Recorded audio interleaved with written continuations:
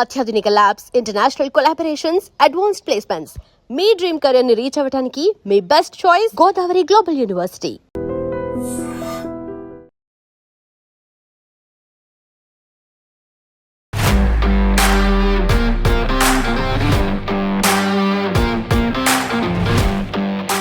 Hello all, welcome to iDream Career Path. This is Chiranjeevi, Competitive Exams Mentor.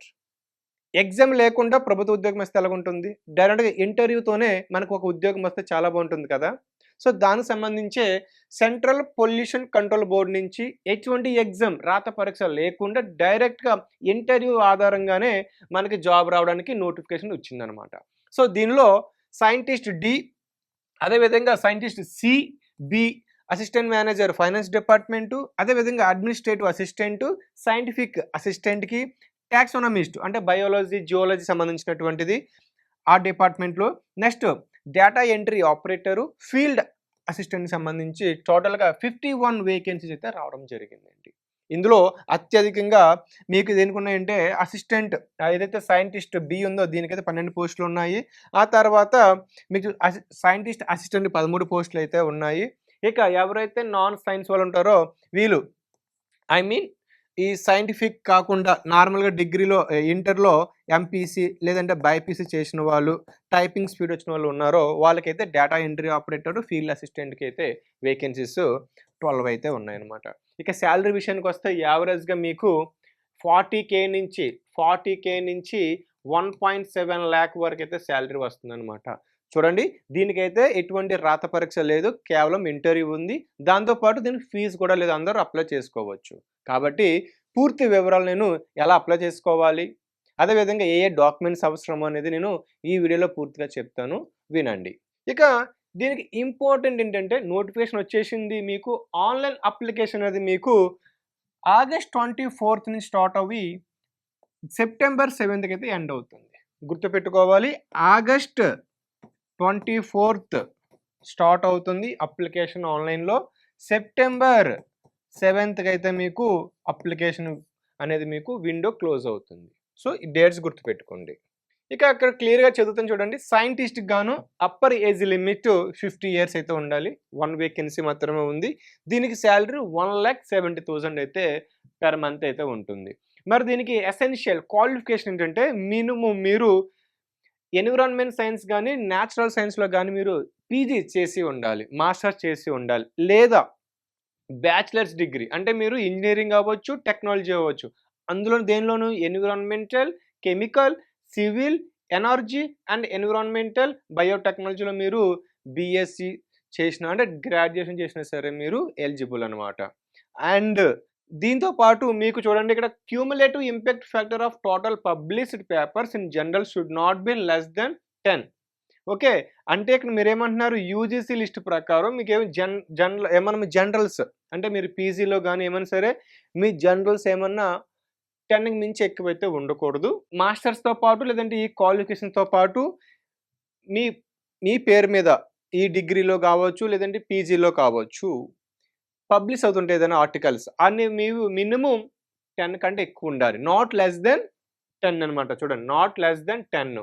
Okay, ఇది ఒక special అనమాట మీకు. Next minimum 5 books or editor books software published by national international publishers. అంటే మీ పేరు మీద అవ్వచ్చు లేదా మీరు స్టోరీస్ అనేవి మీరు మినిమం 5 అయితే పబ్లిష్ అయ్యి ఉండాలన్నమాట. సో లేదా minimum 5 years technical reports published by central pollution control board లేదా స్టేట్ పొల్యూషన్ కంట్రోల్ బోర్డ్ ద్వారా మీకు మీ సంబంధించి 5 years రిపోర్ట్స్ అయితే పబ్లిష్ చేసి ఉండాలి మీరు. అప్పుడు మీరు ఏదైతే సైంటిస్ట్ డి పోస్ట్కి మీరు ఎలిజిబుల్ అవుతారు. ఇక మీకు 7 years అయితే ఎక్స్పీరియన్స్ ఉండాల్సిన అవసరం అయితే ఉంది ఈ ఎన్విరాన్మెంటల్ సైన్స్లో. నెక్స్ట్ సైంటిస్ట్ ఏదైతే సి పోస్ట్ ఉందో దీనికి అప్పర్ ఏజ్ లిమిట్ అనేది 45 అయితే ఉండాలి మీకు. దీంతో పాటు మీకు అయితే 8 వేకెన్సీస్ ఉన్నాయి, 8 ఖాళీలు అయితే ఉన్నాయి. దీనికి శాలరీ 1,48,000 అయితే మీకు శాలరీ అయితే పర్ మంత్ దొరుకుతుంది. దీనికి పీజీ లేదంటే డిగ్రీ సేమ్ సైంటిస్ట్ డీకి ఉన్నటువంటి క్వాలిఫికేషన్ దీనికైతే ఉండాలి. డిగ్రీ వాళ్ళు ఎలిజిబుల్ అవుతారు, లేదంటే బీటెక్ వాళ్ళు కూడా దీనికి ఎలిజిబుల్ అవుతారు, లేదా ఎంఎస్సి ఎవరైతే ఈ న్యాచురల్ సైన్స్ ఎన్విరాన్మెంటల్ సైన్స్ చేస్తుంటారో వాళ్ళు కూడా దీనికి ఎలిజిబుల్ అవుతారు. నెక్స్ట్ సైంటిస్ట్ బి దీనికైతే మీకు అప్పర్ ఏజ్ లిమిట్ అనేది మీకు 35 ఇయర్స్ ఉండాలి. 12 వేకెన్సీస్ అయితే ఉన్నాయి. దీనికి సాలరీ 1,25,000 అయితే మీకు సాలరీ దొరుకుతుంది పెర్ మంత్. ఇక దీనికి సేమ్ సైంటిస్ట్ డికి అదేవిధంగా సైంటిస్ట్ సికి సంబంధించి వేకెన్సీ క్వాలిఫికేషన్స్ సేమ్ ఉన్నాయి. దీనికి అవే ఉండాలి. కాకపోతే ఇక్కడ చూడండి, డిగ్రీ లేదా పీజీ ఉంటే సరిపోతుంది ఈ స్ట్రీమ్‌లో ఎన్విరాన్మెంట్‌లో, కెమికల్‌లో గానీ, ఎనర్జీలో గానీ. ఓకే. దీంతో పాటు valid gate score with 90% above ఎవరైతే ఉంటారో, అదేవిధంగా ఎవరైతే నెట్ జేఆర్ఎఫ్ క్వాలిఫై ఉంటారో వాళ్ళు దీనికి ఎలిజిబుల్ అనమాట. Got it. ఇంకా మీకు 3 ఇయర్స్ అయితే ఎక్స్‌పీరియన్స్ ఉంటే మీకు ఈ సైంటిస్ట్ బి పోస్ట్‌కి అయితే ఎలిజిబుల్ అవుతారు. నెక్స్ట్ అసిస్టెంట్ మేనేజర్ ఫైనాన్స్ డిపార్ట్మెంట్‌లో మీకు 3 వేకెన్సీస్ ఉన్నాయి.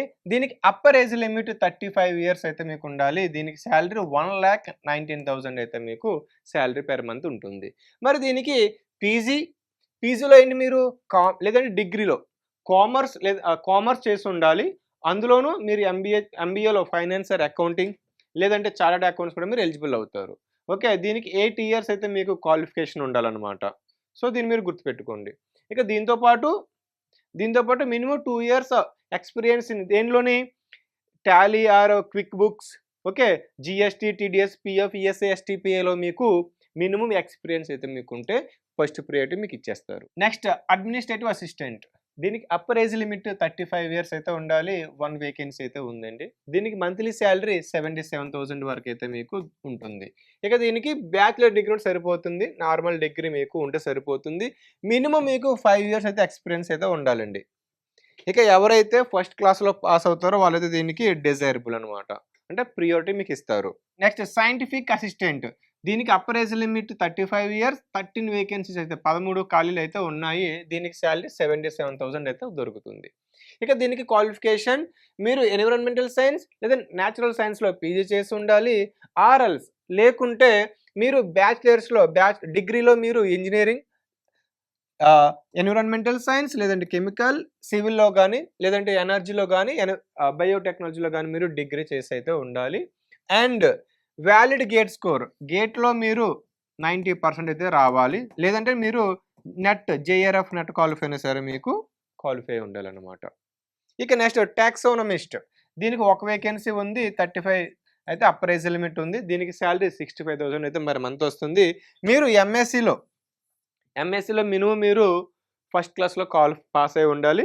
లేదంటే మాస్టర్స్ డిగ్రీలో మీరు బొటానీ లేదంటే జియాలజీలో మీకు మినిమమ్ 75% మార్క్స్ అయితే రావాలన్నమాట.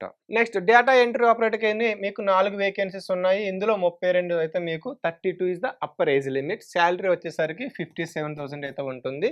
మీరు బ్యాచిలర్స్ డిగ్రీ సైన్స్‌లోని అదర్ బీసీఏ క్వాలిఫై దీనికి. మీకైతే మినిమమ్ ఎంఎస్ ఆఫీస్‌లో వర్డ్, ఎక్సెల్, పవర్ పాయింట్ మీకు వచ్చి ఉండాలి. అదేవిధంగా ఇంగ్లీష్ టైపింగ్ మీకు వర్డ్ పెర్ మినిట్ 45 అయితే పెర్ మినిట్‌కి మీరు టైప్ చేయాలి. హిందీ అయితే 35 అనేది పెర్ మినిట్ మీరు టైప్ చేయగలగాలి. ఇక నెక్స్ట్ ఫీల్డ్ అసిస్టెంట్‌కి మీరు మొత్తం 8 వేకెన్సీస్ ఉన్నాయి. 27 అయితే మీకు అప్పర్ ఏజ్ లిమిట్ ఉంటుంది. సాలరీ 38,000 ప్లస్ అయితే మీకు ఉంటుంది. ఇక నెక్స్ట్ దీనికి ఇంటర్ ఉంటే సరిపోతుందండి. అంటే ఎంపీసీ ఆర్ బైపీసీ వాళ్ళు దీనికి ఎలిజిబుల్ అవుతారు. మీకేంటంటే వేస్ట్ వాటర్ శాంప్లింగ్, అదేవిధంగా శాంపుల్ ప్రిజర్వేషన్ దీని మీద మీకు ఐడియా ఉంటే సరిపోతుంది. సో ఇదండి మీకు ఓవరాల్‌గా అయితే ఏ పోస్టులు ఉన్నాయో దానికి వేకెన్సీ చెప్పాను కదా. ఇప్పుడు మీకు ఏ విధంగా అప్లికేషన్ ప్రాసెస్ ఉంటుంది, ఏ విధంగా సెలక్షన్ ప్రాసెస్ ఉంటుందో కూడా డీటెయిల్‌గా చూద్దాం. సో ఇక్కడ చూడండి క్లియర్‌గా నో అప్లికేషన్ ఫీజ్. మీకైతే దీనికి ఎనీ కేటగిరీ ఏ అభ్యర్థులైనా సరే మీరు అప్లై చేసుకోవచ్చు ఫీజు లేకుండా. ఓకేనా? ఓకే. మీకు పోస్ట్ అనేవి మీకు లక్నో లేదంటే కోల్కతా ఆర్ఎల్స్ చండీగఢ్ లేదంటే ఈ హెడ్ ఆఫీస్ ఢిల్లీలో మీకైతే పోస్ట్ అనేది మీకు ఉంటుందన్నమాట. ఇక్కడ మీరు డైరెక్ట్‌గా అప్లై చేసిన తర్వాత డాక్యుమెంట్ వెరిఫికేషన్ ఉంటుంది. ఇంటర్వ్యూ ఉంటుంది మీకు. ఇక్కడ ఎగ్జామ్ అయితే ఉండదు. ఆ టైంలో వెరిఫికేషన్ టైంలో అంటే ఇంటర్వ్యూ టైంలో వెరిఫికేషన్ చేసేటప్పుడు మీరు ఫోటో ఐడీ ప్రూఫ్ తీసుకెళ్ళాలన్నమాట. ఓకే. మీరు ఏదైతే అప్లికేషన్ అప్లై చేస్తారో అదే ప్రూఫ్‌ని తీసుకెళ్ళాలి. వేరే ప్రూఫ్‌ని తీసుకెళ్ళకూడదు. సో ఇక్కడ చూడండి applicants are required to upload only scanned copy of మీ ఎక్స్‌పీరియన్స్ సర్టిఫికేట్ అప్లోడ్ చేయాలి. దాంతో పాటు మీరు ఏదైతే పీహెచ్‌డీ చేసిన పీహెచ్‌డీలో మీ డిసిప్లిన్ ఏంటో ఆ సర్టిఫికేట్ అప్లోడ్ చేయాలి. అదే విధంగా page where name of author or coauthor మీ పేరు మీద మీరు పబ్లిష్ చేసిన బుక్ అవ్వచ్చు, లేదంటే ఏదైనా జర్నల్ అవ్వచ్చు.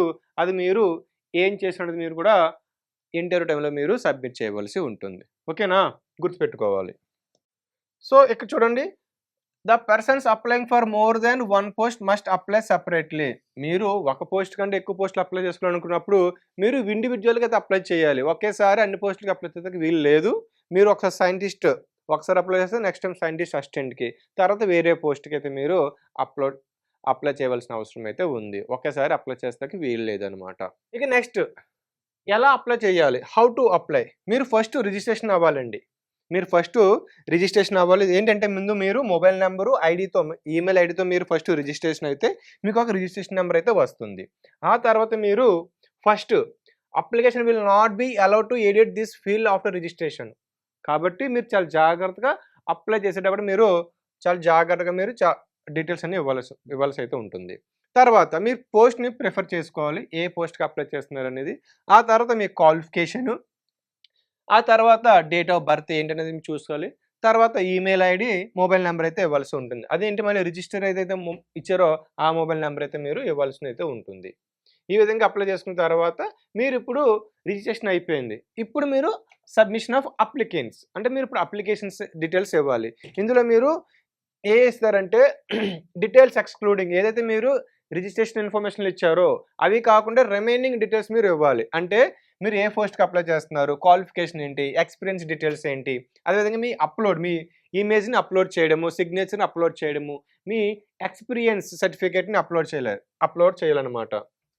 లాస్ట్‌లో మీ అప్లికెంట్ డీటెయిల్స్ అన్ని రిజిస్ట్రేషన్ ప్రాసెస్‌లో ఉన్నటువంటి డీటెయిల్స్, అదేవిధంగా అప్లై చేసినప్పుడు ఉన్న డీటెయిల్స్ ఒకేసారి మీకు కనబడతాయి.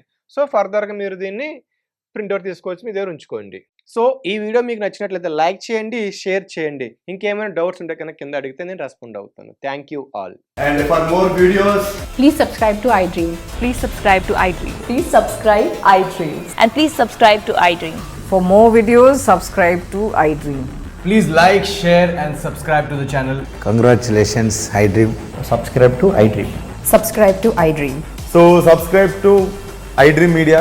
iDream team అందరికి huge congratulations. Please subscribe iDream Media. Please subscribe to iDream. Subscribe iDream. Please subscribe to iDream. iDream అంటే నా కళల ఛానల్ సబ్స్క్రైబ్ చేసుకున్న నోరు తిరుగుతలేదు, మీరైతే గంట గుర్తు కొట్టండి. For more such videos, please subscribe to iDream. Subscribe to iDream. Please subscribe to iDream. Please subscribe iDream Media. Please do subscribe to iDream. Please subscribe to iDream Media. For best entertainment and information, please subscribe iDream. And don't forget to subscribe to iDream.